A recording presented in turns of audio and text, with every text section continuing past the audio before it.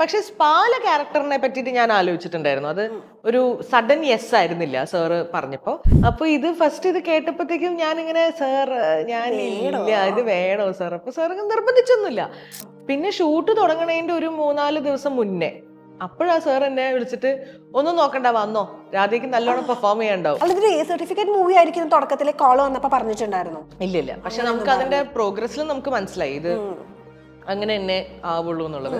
അപ്പൊ അത് എങ്ങനെയായിരിക്കും വരിക, ഓഡിയൻസ് എങ്ങനെയായിരിക്കും എടുക്കുക എന്നൊക്കെ ഉള്ളൊരു തോട്ട് ഉണ്ടല്ലോ, ആ തോട്ട് എനിക്ക് ഉണ്ടായിരുന്നു. എനിക്ക് ഹീറോയിൻ എന്നുള്ളൊരു സാധനം എന്നെ ഇതുവരെ അട്രാക്ട് ചെയ്തിട്ടില്ല. എന്നെ ആ ക്യാരക്ടർ റൂൾസിന്റെ ഒരു സാധനം വരുമല്ലോ, അതാണ് എന്നെ ഭയങ്കരമായിട്ട് അട്രാക്ട് ചെയ്തിട്ടുള്ളത്. ശ്രീജിയും ഡാൻസറാണ്, പക്ഷെ ശ്രീജിയും ഭരതനാട്യം ഡാൻസറാണ്. അപ്പൊ പൂജിതയും ശ്രീലക്ഷ്മിയും അത്ര ഡാൻസിൽ ആക്റ്റീവ് ആയിട്ടുള്ള ആൾക്കാരും അല്ല.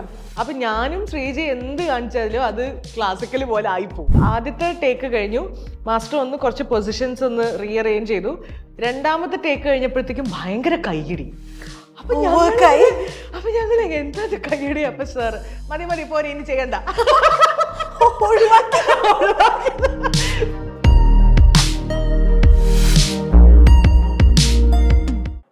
ഹലോ എവ്രിവൺ, ഇന്ന് നമ്മുടെ കൂടെയുള്ള the young charming Radhika Radhakrishnan.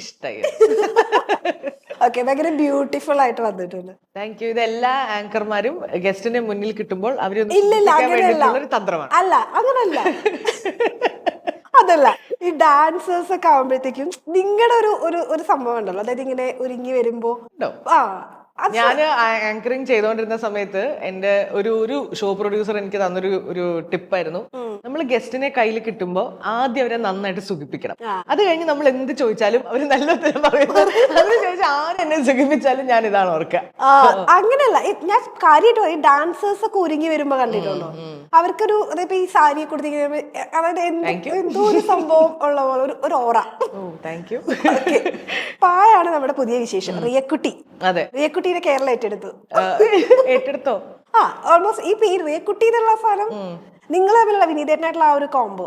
80s സോങ്ങിന്റെ ഒരു BTS എന്തായിരുന്നു? എനിക്ക് അതറിയാൻ ഭയങ്കര ആഗ്രഹമുണ്ട്. 80s സോങ് ഹൃദയവതി എന്നാണ് പേര് അതിന്റെ. ആ പാട്ട് ഒരു ദിവസം കൊണ്ട് ഷൂട്ട് ചെയ്തു. ഒരു ദിവസം എന്ന് പറഞ്ഞാൽ ഒരു ഡേ രാവിലെ ഒരു 7 മണിക്ക് തുടങ്ങി വൈകുന്നേരം സൺലൈറ്റ് ഉള്ള അത്രയും നേരം കൊണ്ട് ഷൂട്ട് ചെയ്ത് തീർത്ത ഒരു പാട്ടാണ്. ഒറ്റ ദിവസം. കാരണം നമ്മള് ഷൂട്ട് ഫുള്ള് കഴിഞ്ഞ് ബാക്കി സീൻസ് ഒക്കെ കഴിഞ്ഞ് പിന്നെ പാക്കപ്പായി പിന്നെ ഒരു ദിവസം ഈ പാട്ടിന് വേണ്ടി മാത്രം ഉള്ളൊരു ഇതായിരുന്നു. കാരണം എല്ലാവരുടെയും അവൈലബിലിറ്റി ഒക്കെ ഒറ്റ ദിവസത്തിന് വേണ്ടിയിട്ട് അത് ഒറ്റ ഡേ ലൈറ്റിൽ തീർക്കണം. 3 കോസ്റ്റ്യൂം ചേഞ്ചിൽ ഇത്രയും സംഭവം ചെയ്യണം. അപ്പൊ പ്രാക്ടീസ് ഒക്കെ ഉണ്ടായിരുന്നു. ഈ 80s സോങ് ആദ്യം ഞാൻ സിനിമയിൽ പറയുമ്പോ ഞാൻ വരുമ്പോ അങ്ങനെ ഒരു പാട്ടുണ്ടായിരുന്നില്ല. പിന്നെയാണ് സാർ ഇങ്ങനെ രാധികയ്ക്ക് ഒരു പാട്ട് നമുക്ക് ചെയ്യാം എന്നൊക്കെ പറഞ്ഞ്, പിന്നെ രാജീവം വിടരും പാട്ടിന്റെ പോലത്തെ ഒരു പാട്ട് എന്നാണ് സാറ് പറഞ്ഞത്. അപ്പൊ അതുപോലത്തെ ഒരു പാട്ടൊക്കെ ആയി. റിഹേഴ്സൽ ഉണ്ടായിരുന്നു. പിന്നെ ഞാനും വിനീതേട്ടനും കൂടെ തലേ ദിവസം പോയി ഫുൾ ഡേ പ്രാക്ടീസ് ചെയ്തു. അടുത്ത ദിവസം നല്ല പൊരി വെയിലത്ത് ഞങ്ങളത് ഷൂട്ട് ചെയ്തു തീർത്തു. പക്ഷെ നല്ല രസമായിട്ടുണ്ട് കേട്ടോ അത് കാണാനായിട്ട്. എന്തെങ്കിലും റെഫറൻസ് എടുത്തായിരുന്നോ 80s? ഇല്ല, റെഫറൻസ് എടുത്തിട്ടില്ല. പക്ഷെ സാറ് പറഞ്ഞത് എനിക്ക് ഒത്തിരി തവണ സാർ പറഞ്ഞിരുന്നു നമ്മുടെ രാജീവം വിടരും പോലത്തെ ഒരു പാട്ടാണ്. അപ്പൊ ഈ പാട്ട് ഞാൻ കുറെ കേട്ടിട്ടുണ്ട് എന്നല്ലാണ്ട് ഇതിന്റെ വിഷ്വൽസ് എനിക്ക് ഓർമ്മയില്ല. അപ്പൊ ഞാൻ യൂട്യൂബിൽ കയറി അതിന്റെ വിഷ്വൽസ് ഒക്കെ നോക്കി. അത് കഴിഞ്ഞ് ഈ പാട്ട് ഇറങ്ങിക്കഴിഞ്ഞ് പാട്ടിന് റിവ്യൂ ചെയ്യുന്ന കുറെ പേര് ഈ രാജീവം വിടരും പാട്ട് പോലെ ഇങ്ങനെ പറയാറുണ്ട്, കമന്റ് ചെയ്തിട്ട്. അപ്പൊ എനിക്ക് മനസ്സിലായ സാറുടെ വിഷൻ അത് കറക്റ്റ് ആയിരുന്നു എന്നുള്ളത്. ഈ സ്പാ എന്നുള്ള സിനിമയിലേക്ക് വരുന്ന സമയത്ത് എന്തെങ്കിലും ഒരു കൺഫ്യൂഷൻ ഉണ്ടായിരുന്നു? കാരണം ഞാൻ അങ്ങനെ ചോദിക്കാനുള്ള റീസൺ, അപ്പൻ പോലൊരു സിനിമയിൽ അതുപോലൊരു ക്യാരക്ടർ ചെയ്ത് വെച്ചിട്ടാണ് ഇവിടെ വരുന്നത്. അപ്പൊ വീണ്ടും അല്ലെങ്കിൽ അങ്ങനത്തെ ഒരു റോള് വരുന്നു എന്നുള്ള രീതിയിൽ അങ്ങനെ ഒരു കൺഫ്യൂഷൻ എന്തെങ്കിലും ഉണ്ടായിരുന്നു? കൺഫ്യൂഷൻ ഉണ്ടായിരുന്നു. അപ്പനിൽ ചെയ്ത പോലത്തെ ഒരു ഇത് എന്നുള്ളൊരു തോന്നൽ ഉണ്ടായില്ല. കാരണം അതിപ്പോ ഒരു 3-4 വർഷമായില്ലോ. അല്ല, ഇപ്പോഴും കാണുമ്പോ അപ്പനില് ഷീല എന്നുള്ള കഥാപാത്രം എല്ലാവരും ഓർക്കുന്ന ഇല്ലേ? എനിക്കറിയില്ല, എന്നെ അങ്ങനെ കാണുമ്പോ ആൾക്കാര് റെക്കഗ്നൈസ് ചെയ്യുന്നില്ല. അതെന്റെ വലിയൊരു ഗുണമാണ്. ഇത്ര നാളായിട്ട് ഞാൻ ചിലപ്പോ ആൾക്കാർ എവിടെയോ കണ്ടതുപോലെ ഉണ്ടല്ലോ എന്ന് പറയുന്നല്ലാണ്ട് ആൾക്കാർ എന്നെ അങ്ങനെ റെക്കഗ്നൈസ് ചെയ്യാറേയില്ല. അതുകൊണ്ട് എനിക്ക് എവിടെയും പോവാം, എങ്ങനെയും പോവാം, ആരും എന്നെ തിരിച്ചറിയുമെന്നുള്ള അതായത് നമ്മൾ ഈ സെലിബ്രിറ്റി ആകുമ്പോൾ നമ്മുടെ ഒരു പേഴ്സണൽ ആയിട്ടുള്ള ഫ്രീഡം പോവല്ലോ. എന്റെ അങ്ങനെ പോയിട്ടില്ല. അതുകൊണ്ട് തന്നെ എനിക്ക് ആ ഒരു തോട്ട് എനിക്ക് അങ്ങനെ ഞാൻ പുറത്തു പോകുമ്പോൾ അങ്ങനത്തെ ഒരു പ്രശ്നമൊന്നും ഉണ്ടായിട്ടില്ല. പിന്നെ അപ്പൻ കഴിഞ്ഞിട്ട് സ്പാലേക്ക് വരുമ്പോ അപ്പൻ പോലത്തെ ഒരു ക്യാരക്ടർ പിന്നെ സ്പാൽ ഇങ്ങനെ ചെയ്യുമ്പോ എന്നുള്ളൊരു തോട്ട് എനിക്ക് വന്നിട്ടില്ല. പക്ഷെ സ്പാല ക്യാരക്ടറിനെ പറ്റിയിട്ട് ഞാൻ ആലോചിച്ചിട്ടുണ്ടായിരുന്നു. അത് ഒരു സഡൻ യെസ് ആയിരുന്നില്ല സാറ് പറഞ്ഞപ്പോ. സാർ ആദ്യം എൻ്റെ അടുത്ത് ഒരു വൺ ലൈൻ, ആയിരുന്നോ? സാർ ആദ്യം എൻ്റെ അടുത്ത് ഒരു വൺ ലൈൻ ഇങ്ങനെ പറയും. ഇതിനു മുന്നേ റേച്ചലില് സാറിന്റെ സ്ക്രിപ്റ്റ് ആയിരുന്നു. അപ്പോൾ അങ്ങനെ ഞാൻ സാറിനോട് വർക്ക് ചെയ്തിട്ടുണ്ട്. അപ്പൊ അങ്ങനെയാണ് സാർ എന്നെ ഇതിൽ വിളിക്കുന്നത്. അപ്പൊ ഒരു വൺ ലൈൻ മാത്രമേ എനിക്ക് അറിയുള്ളൂ. ഇതിന്റെ സ്റ്റോറി ഇങ്ങനെയാണ്, സാർ ഇതിനെ ട്രീറ്റ് ചെയ്യാൻ പോകുന്നത് ഇങ്ങനെയാണെന്നൊന്നും എനിക്ക് അറിയില്ല. അപ്പൊ ഇത് ഫസ്റ്റ് ഇത് കേട്ടപ്പോഴത്തേക്കും ഞാനിങ്ങനെ സാർ ഞാൻ ഇല്ല ഇത് വേണോ സാർ? അപ്പൊ സാർ നിർബന്ധിച്ചൊന്നുമില്ല. രാധിക നോക്കിയിട്ട് പറ, സാർ ഒരുപാട് പേരോട് ചോദിക്കുന്ന കൂട്ടത്തില് എന്നോട് ചോദിച്ചു എന്നേ ഉള്ളൂ.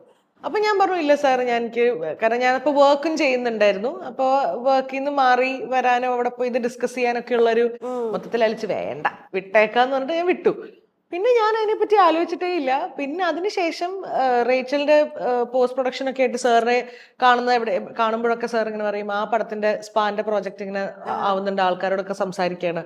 അപ്പോഴും ഞാൻ ചോദിച്ചിട്ടില്ല സാർ ഞാൻ ഒന്നും കൂടി വരട്ടെ, സാർ എന്നോടും ചോദിച്ചിട്ടില്ല.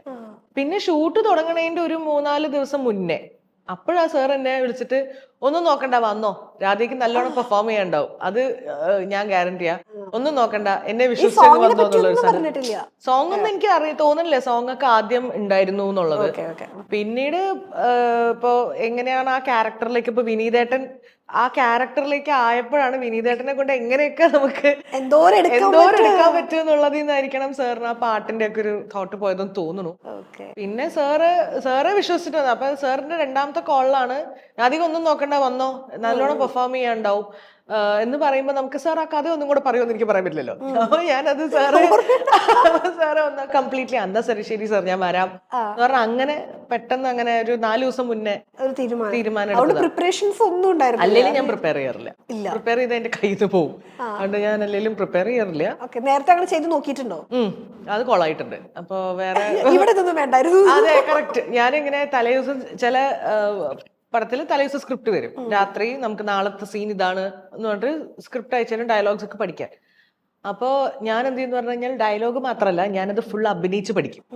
അങ്ങനെ അഭിനയിച്ച് പഠിച്ച് ഞാൻ അടുത്ത ദിവസം വളരെ കോൺഫിഡൻസിൽ ഞാൻ അവിടെ പോകും. എന്നിട്ട് ഞാൻ അവിടെ പോയി ചെയ്യും. അപ്പൊ എന്നോട് പറയും നമുക്ക് ഇതല്ല വേണ്ടത് ഇത്. അപ്പൊ പിന്നെ ഞാൻ ഞാൻ പഠിച്ചു വെച്ചൊരു സാധനം ഉണ്ടല്ലോ, അതിൽ നിന്ന് മാറി ഇതല്ല വേറൊരു സാധനമാണ് വേണ്ടത് എന്ന് പറയുമ്പോ പെട്ടെന്ന് ആ ചേഞ്ച് എനിക്ക് പാനിക് ആവും. കാരണം ഞാൻ മാത്രമല്ല, ഓപ്പോസിറ്റ് ആർട്ടിസ്റ്റ് ഉണ്ട്, വേറെ 3 ആൾക്കാരുണ്ട്, അവരുടെയൊക്കെ സമയമുണ്ട്. എനിക്കിത് അൺലേൺ ചെയ്യാനുള്ള ഒരു ടൈം അവിടെ കൊടുക്കുമ്പോ എനിക്ക് 1-2 പ്രാവശ്യം ഞാൻ ആ മണ്ടത്തരം ചെയ്തിട്ടുണ്ട്. പിന്നെ തുടക്കത്തിലാണ് അപ്പനിലൊക്കെ ഞാനത് ചെയ്തിട്ടുണ്ട്. അപ്പനിൽ എന്റെ വിചാരം ഞാൻ അങ്ങനെ പഠിച്ചു ശരിയാവുന്നുള്ളതാ. പിന്നെ എനിക്ക് അങ്ങനെ ചെയ്യണവരുണ്ട് കേട്ടോ, തലേ ദിവസം അതിനെ വർക്ക് ചെയ്ത് അതിന് ഒരുപാട് റിസർച്ച് ഒക്കെ ചെയ്തിട്ട് ചെയ്യുന്നവരുണ്ട്. എനിക്ക് ആ രീതി എനിക്ക് വർക്ക് ആവണില്ല. എനിക്ക് വർക്ക് ആവുന്നത് ഓപ്പൺ ആയിട്ട് പോവാ. അതായത് എന്താണോ അവര് പറയുന്നത് അതിനെ അതേപടി എടുക്കുക, എന്നിട്ട് അതേപടി കൊടുക്കുക. അല്ലാതെ ഞാൻ എന്റേതായ രീതിയിൽ മനസ്സിലാക്കി എന്റേതായ രീതിയിൽ ചെയ്യുമ്പോൾ അത് അവർക്ക് പണിയായിട്ടുള്ളൂ. അപ്പൊ പിന്നെ ഞാൻ അതിപ്പോ ചെയ്യാറില്ല. ഞാൻ ആ ഒരു വില്ലിങ്നെസ്സിൽ മാത്രമാ പോവാ. പറയുന്ന എന്താണോ അത് ചെയ്യാൻ വില്ലിംഗ് ആയിട്ട് പോവാന്നുള്ള മാത്രമേ ഉള്ളൂ. ഇപ്പൊ ശ്രീജ ഹെയർ കട്ട് ചെയ്തിട്ടുണ്ടല്ലോ, അത് ഇപ്പൊ പറഞ്ഞ രാധികയോടാണെങ്കിൽ ചെയ്യുമായിരുന്നു? ഒന്നാലോചിക്കാം.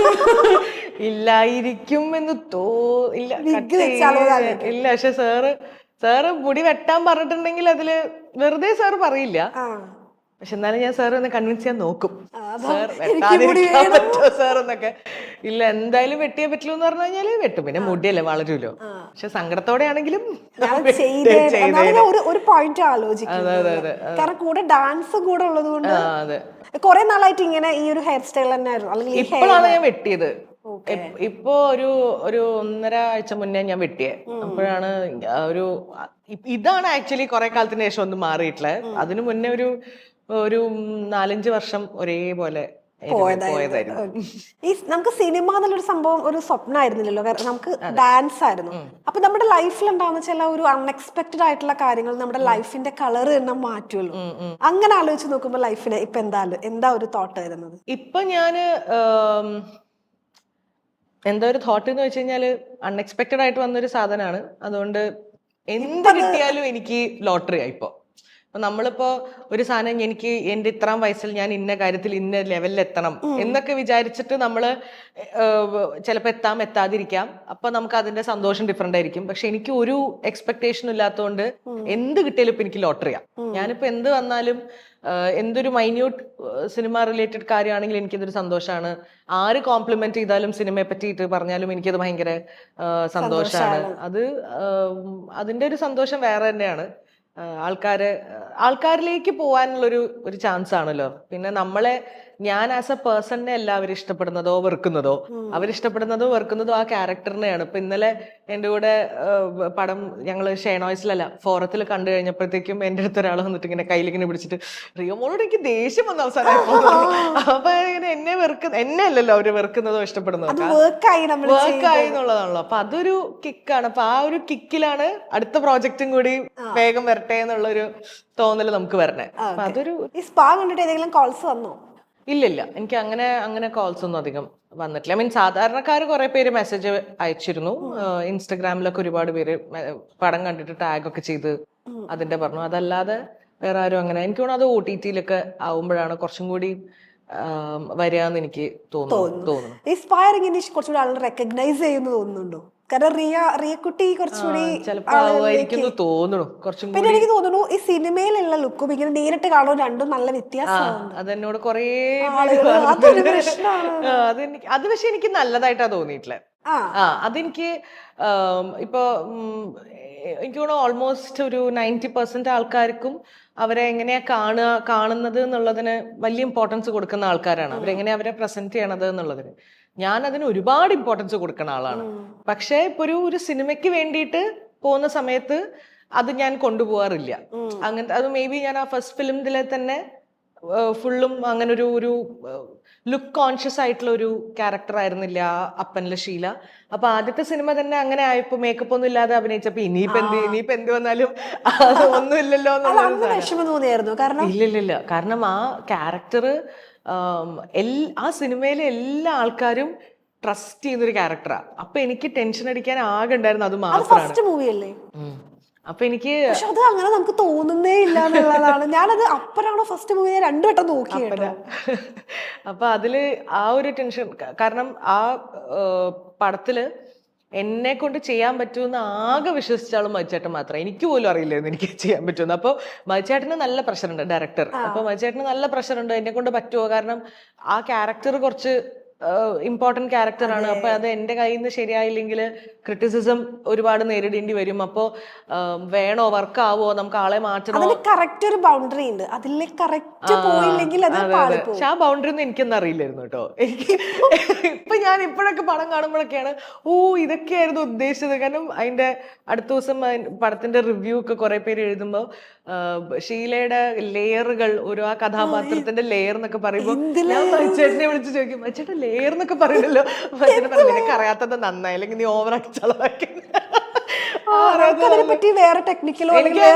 ചിന്തിച്ചിട്ടൊന്നുമില്ല. മജിച്ചേട്ടൻ പറയും ഇപ്പൊ നിങ്ങൾ ഇങ്ങനെയാണ് ചെയ്യേണ്ടത്, അപ്പൊ ഞാൻ അങ്ങനെ ചെയ്യും. എനിക്ക് പ്രിപ്പറേഷൻ എടുത്തിട്ട് പോയിട്ടാണ് കൊളായിട്ടുള്ളത്. അപ്പൊ ഞാൻ മജിച്ചേട്ടൻ എന്താണോ അപ്പൊ അതേതാണ് ഞാൻ ഇതുവരെയും ചെയ്യണേ. ഷൈൻ സാറ് പറയും, ഇപ്പൊ മജിച്ചേട്ടനാണെങ്കിലും ഷൈൻ സാറാണെങ്കിലും ഇവർ അഭിനയിച്ച് കാണിച്ചു തരും ഇതാണ് എന്നുള്ളത്, എങ്ങനെയാ നമ്മള് ആക്ടിവിറ്റി കൈ എന്താ ചെയ്യേണ്ടത് എന്നുള്ളത് വരെ അഭിനയിച്ച് കാണിച്ചു തരും. ഡയലോഗ് മോഡുലേഷൻ എങ്ങനെയാ എന്നുള്ളതൊക്കെയും കാണിച്ചു തരും. അപ്പൊ അത് അങ്ങനെ റിസീവ് ചെയ്യുക, അതേ എന്റെ സൗണ്ടിൽ അത് കൊടുക്കുക എന്നുള്ളതാണ്. ഇപ്പൊ ചെയ്ത ക്യാരക്ടേഴ്സ് എല്ലാം കുറച്ച് ബോൾഡ് ആയിട്ടുള്ള ക്യാരക്ടർ ആയതുകൊണ്ട് ആളുകൾക്ക് രാധിക ഭയങ്കര ബോൾഡ് ആയിട്ടുള്ള ഒരാളാണ് എന്നുള്ള ഒരു തോട്ട് അല്ല അതെനിക്ക് മനസ്സിലായി. അല്ല, വെറുതെ ആക്ടിങ്, അത് രണ്ടും ഭയങ്കര ഡിഫറെന്റ് ആണ്. അത്ര ബോൾഡ് ആയിട്ടുള്ള ഒരാളൊന്നല്ല ഞാൻ അത്യാവശ്യം ദേഷ്യപ്പെടാതിരിക്കുമ്പോൾ കുറച്ച് സോഫ്റ്റ് ആയിട്ടുള്ള ഒരാളാണ്. പെട്ടെന്ന് കുറച്ച് ഇമോഷണലി പെട്ടെന്ന് ഹാപ്പി ആവും, പെട്ടെന്ന് സങ്കടം വരും, പെട്ടെന്ന് ദേഷ്യം വരും. പക്ഷെ അത്ര സ്ട്രോങ് ആയിട്ടുള്ള ഒരാളൊന്നല്ല ഞാൻ. പിന്നെ നമ്മളെല്ലാവരും ലൈഫിൽ സിറ്റുവേഷൻ വരുമ്പോൾ ചിലപ്പോൾ സ്ട്രോങ് ആയിട്ട് പറ്റുള്ളൂ. അങ്ങനത്തെ സ്ട്രെങ്ത് ഉണ്ട് എന്നല്ലാണ്ട് ഞാനൊരു സ്ട്രോങ് പേഴ്സൺ ആണെന്ന് ഞാൻ ഒരിക്കലും പറയില്ല. സിനിമയിൽ വന്ന ശേഷം കുറച്ച് മാറ്റങ്ങളൊക്കെ വന്നിട്ടുള്ളൂ? ഇല്ല, സിനിമയിൽ വന്നതായിട്ടുള്ള മാറ്റങ്ങളൊന്നും വന്നിട്ടില്ല എനിക്ക്. അല്ലാതെ ഉള്ള ഇപ്പൊ നമ്മള് ലൈഫ് ബാക്കി എല്ലാവരും നോക്കിക്കാണുന്ന രീതിയിലുള്ള മാറ്റങ്ങൾ മാത്രം എന്നല്ലാതെ സിനിമയിൽ വന്നതുകൊണ്ട് എനിക്ക് അങ്ങനെ പ്രത്യേകിച്ച് മാറ്റങ്ങളൊന്നുമില്ല. ഇപ്പൊ നമുക്ക് ടാലന്റ് ഉണ്ട്, അതിന്റെ കൂടെ നെറ്റ്വർക്കിംഗ് കൂടെ ഉണ്ടെങ്കിൽ ആ സിനിമയിൽ നിൽക്കാൻ പറ്റുള്ളൂ. സത്യം ഇതെനിക്ക് ഇതിന് ഞാൻ ചീത്ത കേൾക്കാത്തത്, ചീത്ത പറയാത്ത ആൾക്കാർ വളരെ കുറവാണ്. എനിക്ക് ആ നെറ്റ്വർക്കിംഗ് ഞാൻ മൊത്തത്തിൽ ഭയങ്കര വീക്കാണ്. അതിപ്പോ സിനിമയിൽ നിന്ന് മാത്രമല്ല, ഞാൻ എവിടെയൊക്കെ വർക്ക് ചെയ്തിട്ടുണ്ടെങ്കിലും, ഏതൊക്കെ സർക്കിളിൽ ഞാൻ ഉണ്ടായിട്ടുണ്ടെങ്കിലും, ആ ഒരു നെറ്റ്വർക്കിംഗ് എന്ന് പറയുന്നതിന്റെ ഇമ്പോർട്ടൻസ് എനിക്കറിയാം. പക്ഷെ അതെനിക്ക് ചെയ്യാൻ കുറച്ച് കോൺടാക്ട് കീപ്പ് ചെയ്യാൻ ഭയങ്കര എനിക്ക് റിലേറ്റ് ചെയ്യാൻ പറ്റും. ഞാൻ അങ്ങനെ ഇപ്പൊ ഞാനിപ്പോ ഒരു സർക്കിളിൽ പോയി എന്ന് വിചാരിക്കാം. ഇപ്പൊ ഒരു മൂവി, എന്റെ മൂവി അല്ലാത്ത വേറൊരു മൂവി പ്രീമിയറിന് അവരെന്നെ വിളിച്ചു. അപ്പൊ ഞാൻ പോയി. അപ്പൊ അവിടെ കുറെ ആൾക്കാരെ ഞാൻ കാണും. ഡയറക്ടേഴ്സ് ഉണ്ടാവും, പ്രൊഡ്യൂസേഴ്സ് ഉണ്ടാവും, ആർട്ടിസ്റ്റുകൾ ഉണ്ടാവും. അപ്പൊ ഞാൻ ഇവരോട് പോയി സംസാരിക്കും അവിടെ പോയിട്ട്. ഹായ്, ഞാൻ രാധിക ഇന്ന സിനിമയിൽ ചെയ്തു എന്നൊക്കെ. അപ്പം അവിടുന്ന് ഒരു കോണ്ടാക്ട് ഉണ്ടായി. പിന്നെ അത് അവരെ ടച്ചിൽ വെക്കാനുള്ളൊരു ഓപ്ഷൻ എനിക്കുണ്ട്. പക്ഷെ ഞാൻ ആലോചിക്കാൻ, ഞാൻ എന്താ ഇപ്പൊ വെറുതെ അവർക്കൊരു ഹായ് ഗുഡ് മോർണിംഗ് ഒക്കെ അയച്ചിട്ട് എന്തിനാ, എന്താ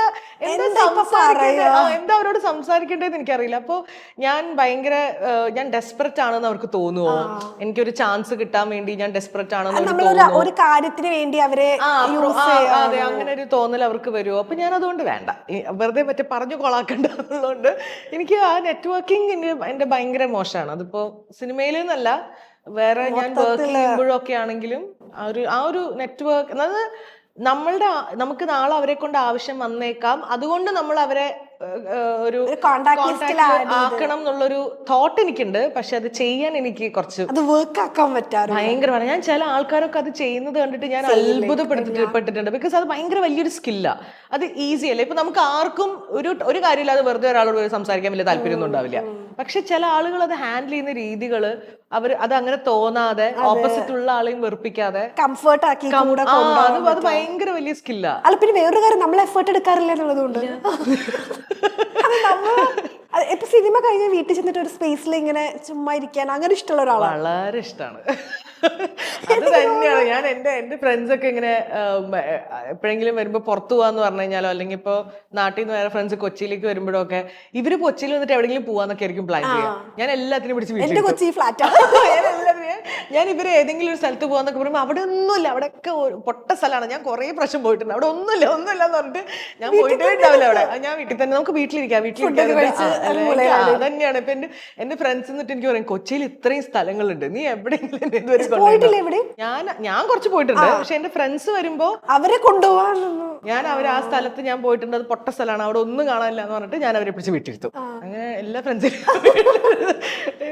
പ്രിഫർ ചെയ്യും. ഏതെങ്കിലും സിനിമ ഇങ്ങനെ പോയിട്ടുണ്ടോ, അതായത് നെറ്റ്വർക്കിംഗ് ഇല്ലാത്തത് കാരണം പോയിട്ടില്ല എന്ന് തോന്നുന്നു. എനിക്കറിയില്ല, നെറ്റ്വർക്കിംഗ് അറിഞ്ഞിട്ടില്ല. പക്ഷെ അല്ലാതെ വന്നിട്ടുള്ള പ്രോജക്ട്സ് എന്റെ പോയിട്ടുണ്ട്. ലാസ്റ്റ് മൊമെന്റ് വരെയൊക്കെ എത്തിയിട്ട് പോയിട്ടുണ്ട്. അത് വേറൊരാൾ ചെയ്ത് കാണുമ്പോഴത്തേക്കും അത് ഇറങ്ങിയോ ആ സിനിമകളൊക്കെ? അതിൽ ഒരു സിനിമ ഇറങ്ങി. ആ സിനിമയിൽ ആ പോർഷനേ ഇല്ലായിരുന്നു. അതുകൊണ്ടൊരു സമാധാനം. പിന്നെ വേറൊരു സിനിമ ഇറങ്ങിയിട്ടില്ല. അത് ആ ക്യാരക്ടർ ആരാ ചെയ്തേന്നൊക്കെ അറിയോ? അത് ചിന്തിച്ചിട്ടില്ല. ഇറങ്ങുമ്പോ മേ ബി പോയി കാണും. കാണുമ്പോ കുറച്ച് വിഷമത്തോടെ ആണെങ്കിലും അതൊരു ലെസണും കൂടിയായിരുന്നു. ബിക്കോസ് എനിക്ക് ഞാന് ഓഫീസിൽ വർക്ക് ചെയ്തോണ്ടിരിക്കുമ്പോഴാണ് എനിക്ക് ഇങ്ങനെ ഒരു മെസ്സേജ് വരുന്നത്. ഓക്കെ, ഇത് ആദ്യത്തെ എന്റെ പോയ പടം മലയക്കോട്ടെ വാലിബനായിരുന്നു. ഇത് രണ്ടും എനിക്ക് ലെസൺ ആട്ടോ. മലയക്കോട്ടെ വാലിബൻ എങ്ങനെ പോയി? മലയക്കോട്ടെ വാലിബൻ അപ്പൻ ഇറങ്ങി കഴിഞ്ഞിട്ട് എനിക്ക് ആദ്യം വരുന്ന കോള് ഇവിടുന്ന. അപ്പൊ എന്നോട് ഇങ്ങനെ മരിച്ചേട്ടൻ പറഞ്ഞു, ലിജോന്റെ ഓഫീസിൽ നിന്ന് വിളിക്കുമെന്ന്. അപ്പൊ ഞാൻ വിചാരിച്ചു മറ്റേ വല്ലതും സിനിമ കണ്ടിട്ട് അപ്രിഷിയേറ്റ് ചെയ്യാൻ വേണ്ടി വിളിക്കുകയായിരിക്കും എന്നൊക്കെ. അപ്പൊ ഞാനിങ്ങനെ കോൾ എടുത്തു. അപ്പൊ ഞാനിങ്ങനെ സംസാരിച്ചു, സാർ പറയൂ.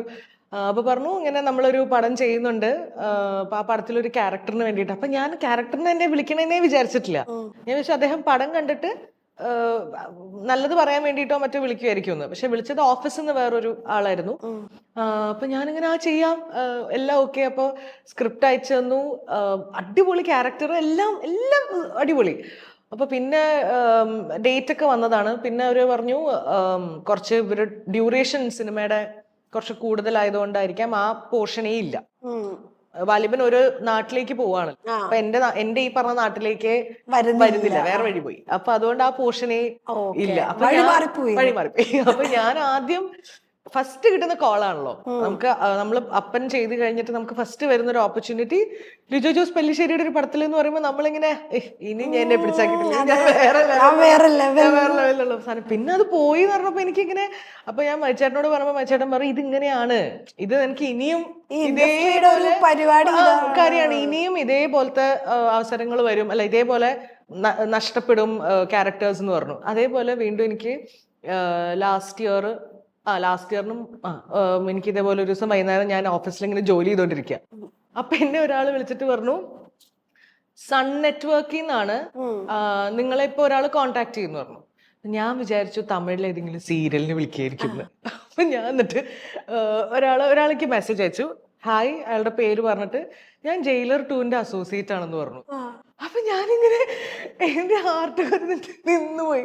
അപ്പൊ ഞാൻ വേഗം ഓക്കെ പറയൂ. അപ്പൊ അവരൊരു ക്യാരക്ടർ നോക്കുന്നുണ്ട്, അപ്പൊ അതിന് വേണ്ടിയിട്ട് ഫേക്ക് ആണോ ആലോചിച്ചു ഒരു മിനിറ്റ്. ഞാൻ ആലോചിച്ചു. അപ്പൊ പറഞ്ഞു അവര് ഒരു ക്യാരക്ടർ നോക്കുന്നുണ്ട്, അതിന് വേണ്ടിയിട്ട് നാളെ തന്നെ വരാൻ പറ്റുമോ ചെന്നൈയിലേക്ക്. അപ്പൊ ഞാൻ വെച്ചു ഇത് ഫേക്ക് തന്നെ. അപ്പൊ അവര് ടിക്കറ്റ് ഒക്കെ അയച്ചു തന്നപ്പോ പിന്നെ എനിക്ക് ഉറപ്പായി ഇത് ഫേക്ക് അല്ലാന്ന്. അപ്പൊ പെട്ടെന്ന് ഇന്ന് ഉച്ചയ്ക്ക് മെസ്സേജ് വരുന്നു, ഇന്ന് വൈകുന്നേരം ടിക്കറ്റ് വരുന്നു, നാളെ രാവിലെ ഞാൻ പോകുന്നു.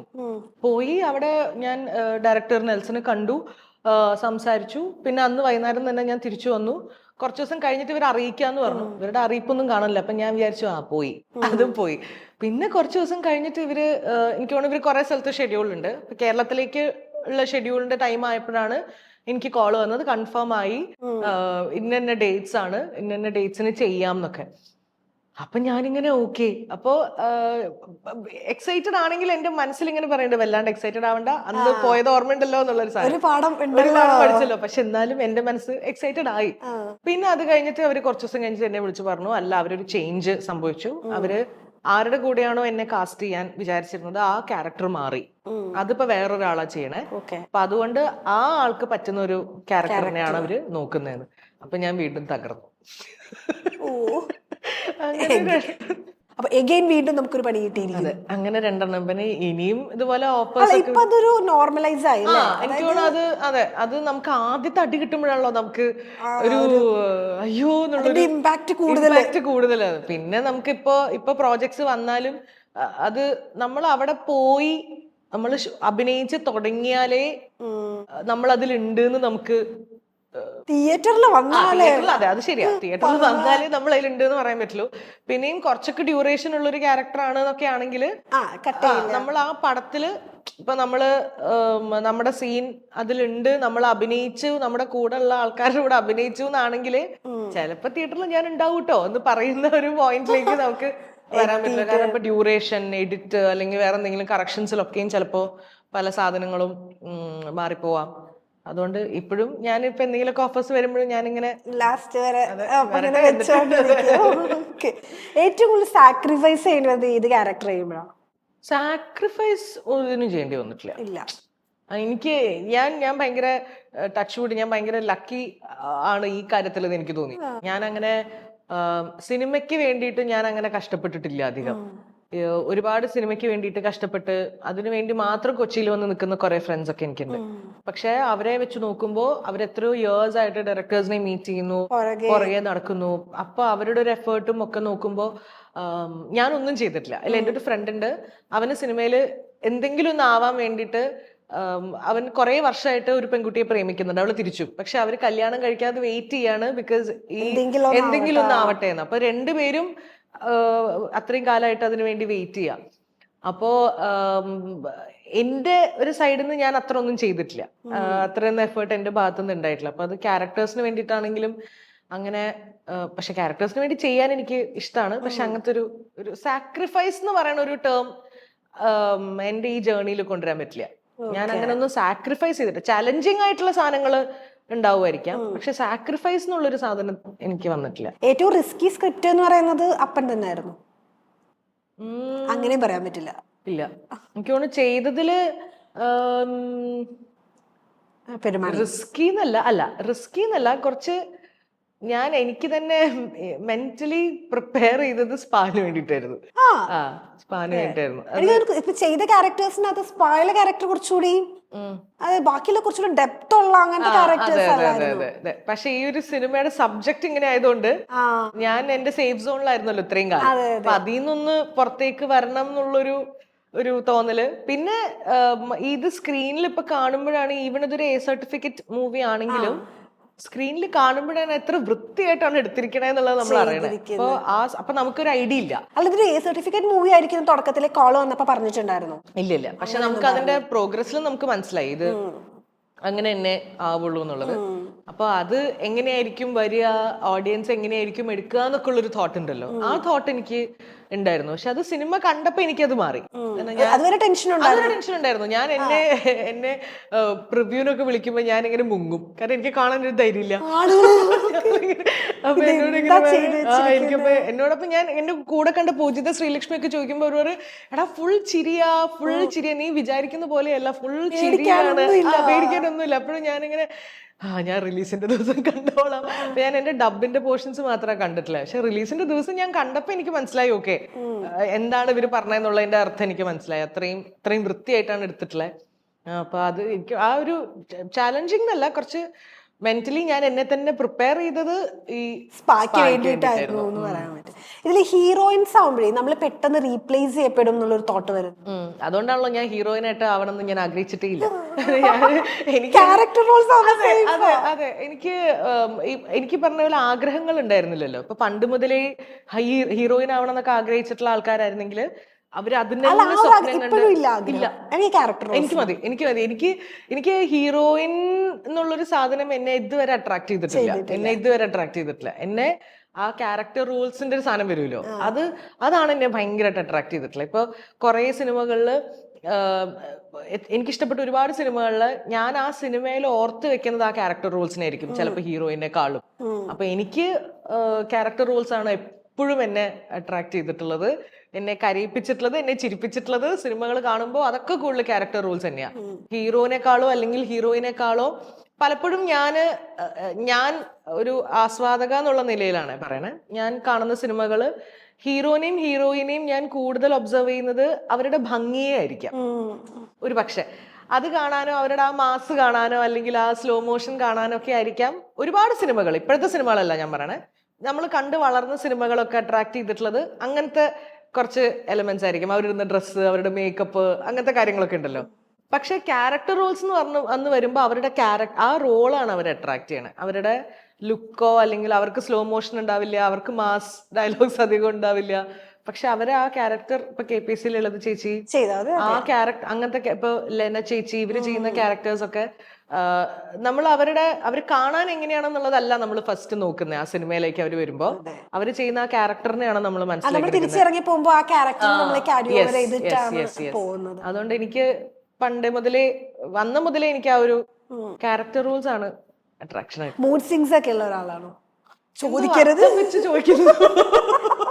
അല്ല, കാരണം മൂഡ് സ്വിങ്സ് നമുക്കൊക്കെ നമ്മള് ലേഡീസിന്റെ ഗേൾസിന്റെ എനിക്ക് ലേഡീസിന് മാത്രല്ല, ഞാൻ അടുത്ത് ഇടപഴകുന്ന ഒരുപാട് ആണുങ്ങൾക്ക് ഈ പറഞ്ഞ, പക്ഷെ അവര് ഒരു പക്ഷെ മൂഡ് സ്വിംഗ് എന്ന് വിളിക്കില്ലായിരിക്കാം.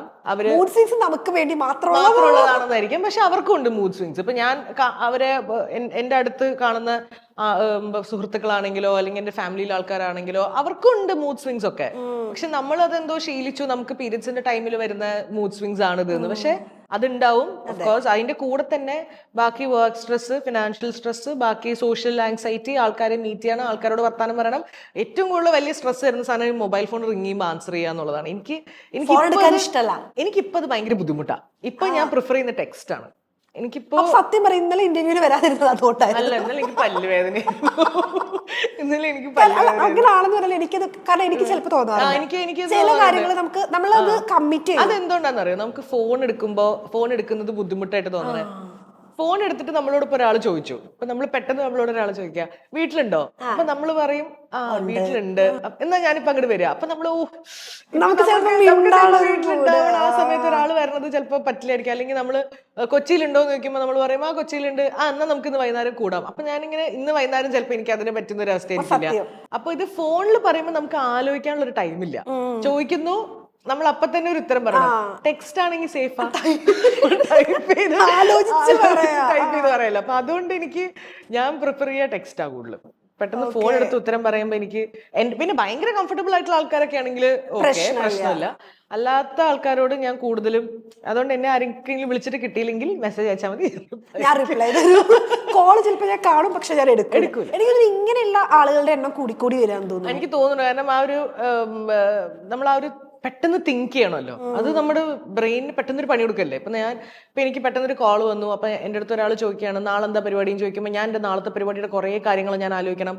അവിടെ പോകണോ, അത് കഴിഞ്ഞിട്ട് ഞാൻ വന്നാൽ എൻ്റെ വേറെ എന്തൊക്കെ കാര്യങ്ങൾ മിസ്സാവും, വേറെ അപ്പോൾ എൻ്റെ ഉറക്കം എത്ര കോംപ്രമൈസ് ആവും, ഇതൊക്കെ ഞാൻ ആ കുറച്ച് സമയത്തിനുള്ള ആലോചിക്കണേക്കാളും മെസ്സേജ് അയക്കുന്നതാണ്. പക്ഷെ ഒരു പ്രശ്നം എന്താ പറയുക, ഒരു ഡയറക്ടറൊക്കെ വിളിക്കായിരുന്നു, ഒരു അവസരങ്ങളൊക്കെ മിസ് ആവാനുള്ള അല്ല ഫോൺ സൈലന്റ് ഒക്കെ ആക്കി വെക്കുന്നത് എപ്പോഴും ലൗഡ് ആയിരിക്കും, സൈലന്റിലൊന്നും എടുക്കാതിരിക്കുന്നതാണ്. അതെ, അതായത് എനിക്ക് അറിയാലോ ഇപ്പൊ ഇയാള് വിളിക്കുന്നത്, ഇപ്പൊ എന്നെ ഒരാൾ വിളിക്കുകയാണ്, അപ്പൊ അയാളായിട്ട് ഞാൻ വലിയ ക്ലോസ് അല്ല. അപ്പൊ അയാൾ എന്നെ വിളിച്ചിട്ട് അയാളുടെ കോള് പെട്ടെന്ന് വരുമ്പോ എനിക്കറിയാം അയാൾ ഒന്നില്ലെങ്കിൽ എന്നെ മീറ്റ് ചെയ്യാനോ അല്ലെങ്കിൽ ഇവിടെ ഉള്ളതിനോ കൊണ്ടോ ആയിരിക്കാം വിളിക്കുന്നത് പെട്ടെന്ന്. അപ്പോ ഇന്നത്തെ ദിവസം എനിക്ക് ചിലപ്പോ മീറ്റ് ചെയ്യാൻ ഒരു മൂഡ് ഉണ്ടാവില്ല, അല്ലെങ്കിൽ ഞാൻ വേറെ എന്തെങ്കിലും കമ്മിറ്റഡ് ആയിരിക്കും. അപ്പൊ ആ സമയത്ത് ചിലപ്പോ അയാൾ നാളത്തേക്കോ മറ്റന്നാളത്തേക്കോ ആണെങ്കിലോ വിളിക്കുന്നത്. അപ്പൊ ഞാൻ വേണ്ട ഇപ്പൊ ഫോൺ എടുക്കണ്ട, എന്നിട്ട് കുറച്ച് കഴിഞ്ഞ് മെസ്സേജ് അയ്യോ sorry I missed your call എന്തേ. നല്ലൊരു പറയും ഞാനിങ്ങനെ നാട്ടിൽ നിന്ന് വരുന്നുണ്ട്, അപ്പൊ ഞാൻ ഇങ്ങനെ മീറ്റ് ചെയ്താലോ എന്ന് വിചാരിച്ചിട്ടാ. അപ്പൊ ഞാൻ അപ്പൊ എനിക്ക് ആലോചിക്കാൻ ഒരു സമയം കിട്ടും. മറ്റേ ഈ സ്ട്രെസ്ഡ് ആയിട്ട് നമ്മളിങ്ങനെ വെറുതെ എന്തിനാ സ്ട്രെസ് എടുക്കണം, നമുക്ക് മെസ്സേജ് അയക്കാനുള്ള ഒരു ഓപ്ഷൻ ഉണ്ടല്ലോ. അപ്പൊ എത്ര സ്ട്രെസ് നമ്മൾ എന്തൊക്കെ കാര്യങ്ങളിൽ അതെ, ഇത് ഒരു കോൾ എടുത്തില്ല എന്നുള്ളത് അയാൾക്കും വലിയ ദേഷ്യമില്ല. പിന്നെ ഏർജന്റ് ആണെങ്കിൽ ഡെഫിനറ്റ്ലി അയാൾ തിരിച്ച് വീണ്ടും വിളിക്കും. അപ്പൊ നമുക്കറിയാം കുറച്ച് ഏർജന്റ് ആണ് എന്നുള്ളത്. അത് ഇനിയിപ്പോ സ്പാ കഴിഞ്ഞിട്ടുള്ള ഏതാണ് നമ്മൾ നെക്സ്റ്റ് എക്സ്പെക്ട് കഴിഞ്ഞിട്ട് ഒന്നുമില്ല, നമ്മളൊന്നും എക്സ്പെക്ട് ചെയ്യണ്ടേ? ഒന്നും എക്സ്പെക്ട് ചെയ്യണ്ട ഇപ്പൊ തൽക്കാലം, നിങ്ങളൊന്നും എക്സ്പെക്ട് ചെയ്യണ്ട. ഇനിയിപ്പോ തൽക്കാലം എക്സ്പെക്ട് ചെയ്യാൻ സ്പാഡ് OTT റിലീസ് ഇപ്പൊ തൽക്കാലം എക്സ്പെക്ട് ചെയ്താൽ മതി, അല്ലാതെ വേറെ ഒന്നും നമ്മളിപ്പോ ചെയ്തിട്ടില്ല. ഇപ്പൊ ഡാൻസ് ആണ് ബാക്കി കാര്യങ്ങൾ. ഇപ്പൊ ഞാൻ കൂടുതൽ ഡാൻസ് ആണ് ഫോക്കസ് ചെയ്യുന്നത്. ഇത് എനിക്കെപ്പോഴും വേണ്ടിയിരുന്ന ഒരു കാര്യമായിരുന്നു, പക്ഷെ ഞാൻ തന്നെ ഡാൻസിനെ കുറെ തവണ ഒഴിവാക്കി വിട്ടിട്ടുണ്ട്. വേണ്ട, അല്ലെങ്കിൽ എനിക്ക് ഇൻട്രസ്റ്റ് ഇല്ല എന്ന് പറഞ്ഞിട്ട്. പക്ഷെ ഡാൻസ് എന്നെ വിട്ടിട്ടില്ല, ഡാൻസ് എന്നെ പുറകെ വന്നിട്ടുണ്ട്. അപ്പൊ അങ്ങനെ ഇപ്പൊ ഞാൻ ഡാൻസ് ഇപ്പൊ ഞാൻ ഫുൾ ടൈം ഡാൻസും സിനിമയും കൂടി ഒരുമിച്ച് കൊണ്ടുപോകാനുള്ള പ്ലാൻ. നമ്മള് ഭാവിയിലൊക്കെ ഇപ്പൊ ആശാശരത്തും ശോഭനയൊക്കെ ചെയ്യുന്നത് പോലെ അവരൊക്കെ ചെയ്യുന്ന പോലെ ഒരു ഡാൻസ് സ്കൂൾ ആഗ്രഹമുണ്ട്, ആഗ്രഹത്തിലുണ്ട്, വരുമായിരിക്കും. അതാണ് നമ്മുടെ പ്ലാൻ. വേറെ ഫ്യൂച്ചർ പ്ലാൻസ് എന്തെങ്കിലും ഉണ്ടോ ഇപ്പൊ നമ്മളോട് ഷെയർ ചെയ്യാൻ പറ്റും? ഇല്ല, പ്ലാൻ ചെയ്യുന്ന ഒരാളല്ല ഞാൻ. എനിക്ക് അങ്ങനത്തെ ഒരു പ്ലാൻ ഒന്നും എനിക്ക് അങ്ങനെ ഇല്ല. ഞാൻ വരുന്നത് എന്താണോ അതിനനുസരിച്ചിട്ട് ഒരു മാസത്തെ പ്ലാൻ ചിലപ്പോ ഉണ്ടാവും. അങ്ങനെ അത്ര ഞാൻ പ്ലാൻ ചെയ്യുന്ന ഒരാളല്ല. എന്തെങ്കിലും പ്ലാൻ ചെയ്താലും അത് കൊണ്ടുപോകാൻ ഭയങ്കര ബുദ്ധിമുട്ടുന്ന ഒരാളാ. അത് നടന്നില്ലെങ്കിൽ ഭയങ്കര വിഷമവും, അയ്യേ എന്നെ കൊണ്ട് ഇത്രയും ചെറിയൊരു കാര്യം പോലും എന്റെ പ്ലാൻ അനുസരിച്ച് ചെയ്യാൻ പറ്റിയില്ല എന്നൊക്കെ തോന്നും. അതുകൊണ്ട് ഞാനത് എനിക്കൊരു ഡാൻസിനുള്ള അവസരങ്ങൾ സിനിമയിൽ കുറച്ച് കിട്ടിയിട്ടില്ല എന്ന് തോന്നുന്നു. ഡാൻസറൊക്കെ ആക്ച്വലി എന്റെ അത്ര എനിക്ക് അത്യാവശ്യം നല്ലോണം കിട്ടിയിട്ടുണ്ട് ഞാൻ പറയുകയാണെങ്കിൽ. ഇപ്പോ എനിക്കൊരു പക്ഷെ അത് വന്നപ്പോ അത് അത്ര വിസിബിൾ ആയില്ല. ഐഷ എന്ന് പറഞ്ഞിട്ടൊരു ഒരു മൂവി ഉണ്ടായിരുന്നു. അപ്പൊ അതിൽ എനിക്കൊരു പാട്ട് കിട്ടിയിട്ടുണ്ടായിരുന്നു. ആ പാട്ട് നമ്മൾ ഫുൾ സോങ് ഷൂട്ട് ചെയ്തിരുന്നു. അതൊരു ഡാൻസ് പാട്ടാണ്. പക്ഷെ അത് സിനിമയുടെ ഡ്യൂറേഷന് വേണ്ടിയിട്ട് അതിന്റെ വന്ന പോർഷൻ കുറച്ചായിരുന്നു. പക്ഷെ അവിടെ എനിക്ക് ഞാൻ ചെയ്ത പോർഷനിൽ മഞ്ജു വാര്യരുടെ കൂടെ ഉള്ള ഒരു പോർഷൻ ആയിരുന്നു. എനിക്ക് അതൊരു ആ ഒരു ഓപ്പർച്യൂണിറ്റിയും പിന്നെ എനിക്ക് ഹൃദയവതി വലിയൊരു ഓപ്പർച്യൂണിറ്റിയാണ്. ബിക്കോസ് ഇന്നത്തെ എത്ര സിനിമയിലാണ് ഈ യുഗ്മകാലം, അതുകൊണ്ട് അതെനിക്ക് ഭയങ്കര വലിയൊരു ഓപ്പർച്യൂണിറ്റിയാണ്. ഭയങ്കര വലിയ ഗോളായിരുന്നു. ഇപ്പൊ മസ്തിഷ്ക മരണത്തിലെ പോലെയൊക്കെ ഒരു സോങ് ഒക്കെ വന്നു കഴിഞ്ഞാൽ ചെയ്യും? ഞാൻ ചെയ്യും. എനിക്ക് കിട്ടാത്ത പ്രശ്നമുള്ളൂ. ഞാൻ പക്ഷെ എന്റെ ഒരു പ്രശ്നം എനിക്ക് ക്ലാസിക്കലേ വരുള്ളൂ എന്നുള്ളൊരു പ്രശ്നമേ ഉള്ളൂ. ചെയ്ത് വരുമ്പോ ചിലപ്പോ അത് മാസ്റ്റർ കുറച്ച് കഷ്ടപ്പെടുന്നല്ലാണ്ട്. ഞങ്ങൾ ഈ പാട്ടിൽ പോലും ഈ സിനിമയില് മൂത്തവർ ചൊല്ലുന്നൊരു പാട്ടുണ്ട്. ശ്രുതിയുടെ ഒരു പാട്ടാണ്, ശ്രുതിയും അശ്വിനും കൂടെ. അപ്പൊ ഞങ്ങൾ ഈ പാട്ടിൽ ആക്ച്വലി ഇല്ല. അപ്പൊ ഇത് ശ്രുതിക്കും അശ്വിനും അവരുടെ ഒരു പാട്ടാണത്. അപ്പോ സാർ ഇങ്ങനെ ആ ദിവസം വൈകുന്നേരം പറഞ്ഞു രാധികയും ശ്രീലക്ഷ്മിയും പൂജയും ശ്രീജിയും കൂടെ പോരെ ഇതിന്. അപ്പൊ തന്നെ പറഞ്ഞു സാർ എനിക്കതൊന്നും വരില്ല സാർ. അപ്പൊ എന്നോട് മാസ്റ്റർ സ്വാഗ് ഒക്കെ കാണിക്കും. മാസ്റ്റർ എനിക്ക് സ്വാഗ് ഒന്നും വരില്ല. അപ്പൊ ഞങ്ങളുടെ കൂടെ ഉള്ള ഈ 4 പേർക്കും ഇത് വരില്ല. ശ്രീജിയും ഡാൻസറാണ്, പക്ഷെ ശ്രീജിയും ഭരതനാട്യം ഡാൻസറാണ്. അപ്പൊ പൂജിതയും ശ്രീലക്ഷ്മിയും അത്ര ഡാൻസിൽ ആക്റ്റീവ് ആയിട്ടുള്ള ആൾക്കാരും അല്ല. അപ്പൊ ഞാനും ശ്രീജി എന്ത് കാണിച്ചാലും അത് ക്ലാസിക്കൽ പോലെ ആയിപ്പോവും. പക്ഷെ പൂജിതയ്ക്കും ശ്രീലക്ഷ്മിക്കും ആണെങ്കിൽ അത് എത്തുന്നില്ല. അപ്പോ സാറ് കൊറിയോഗ്രാഫ് ഒക്കെ ചെയ്തു, ഞങ്ങൾ കുറച്ചു നേരം പ്രാക്ടീസ് ഒക്കെ ചെയ്തു. ഞങ്ങൾ ഭയങ്കര ടെൻഷനായിരുന്നു. ഞാൻ എൻ്റെ ജീവിതത്തിൽ ഇങ്ങനെ ഒരു സിനിമ സെറ്റിൽ ഇത്ര ടെൻഷൻ അടിച്ചിട്ടില്ല. ആദ്യത്തെ ടേക്ക് കഴിഞ്ഞു, മാസ്റ്റർ വന്ന് കുറച്ച് പൊസിഷൻസ് ഒന്ന് റീഅറേഞ്ച് ചെയ്തു. രണ്ടാമത്തെ ടേക്ക് കഴിഞ്ഞപ്പോഴത്തേക്കും ഭയങ്കര കൈയിടി. അപ്പൊ ഞങ്ങൾ എന്താ കൈയിടി? അപ്പൊ സാർ മതി പോരെ ഇനി ചെയ്യണ്ട, സാറിന് മനസ്സിലായി ഇത് ഞങ്ങളെ ഷൂട്ട് ചെയ്യാൻ നിന്ന് കഴിഞ്ഞാൽ എന്നത് തീരില്ല. ഞങ്ങള് വെച്ചില്ല. ഞങ്ങളിട്ട് പറയുന്നു സാറോട്, സാർ ഞങ്ങൾ ആ പാട്ടിൽ ദയവ് ഇത് വെക്കരുത്, വെച്ച് കഴിഞ്ഞാൽ ഈ പാട്ടിന്റെ സ്പൂഫായി പോവാതെ, അതുകൊണ്ട് വെക്കരുത്. പാട്ട് ഇപ്പൊ ഏതാണെങ്കിലും ഞാൻ കളിക്കും, എനിക്ക് കളിക്കാൻ എത്രത്തോളം വർക്ക് ആവുന്നുള്ളത് ഓക്കെ. എനിവേ എന്തായാലും ഫ്യൂച്ചർ പ്ലാൻസ് ഒന്നും ഷെയർ ചെയ്യാനില്ലാത്തതുകൊണ്ട് താങ്ക് യു സോ മച്ച്. അല്ല എനിക്ക് ഭയങ്കര അടിപൊളി ടൈം ആയിരുന്നു. എനിക്ക് തോന്നുന്നത് രണ്ടാമത്തെയോ മൂന്നാമത്തെയോ ഇന്റർവ്യൂ ആണ്. അപ്പൊ എനിക്ക് നമ്മളിതിന് മുന്നേ കുറച്ച് പേഴ്സണൽ കാര്യങ്ങളൊക്കെ സംസാരിച്ചുകൊണ്ട് എനിക്ക് തോന്നി. Anyway thank you. ചിത്രയുടെ ഫ്യൂച്ചർ പ്ലാൻസ് ഒക്കെ എന്താ? അതിപ്പോ പറഞ്ഞു കഴിഞ്ഞാൽ ശരിയാണ്. അതും എനിക്ക് പ്രത്യേകിച്ച് പ്ലാനൊന്നുമില്ല, ഇങ്ങനെ പോവാ എന്നുള്ള ഒരു മൈൻഡിലാണ്. പിന്നെ നമ്മൾ ഇതിന് മുമ്പ് വേറെ കുറെ കാര്യങ്ങൾ സംസാരിച്ചു, പറയാൻ പറ്റില്ല. Okay, thank you so much. Thank you.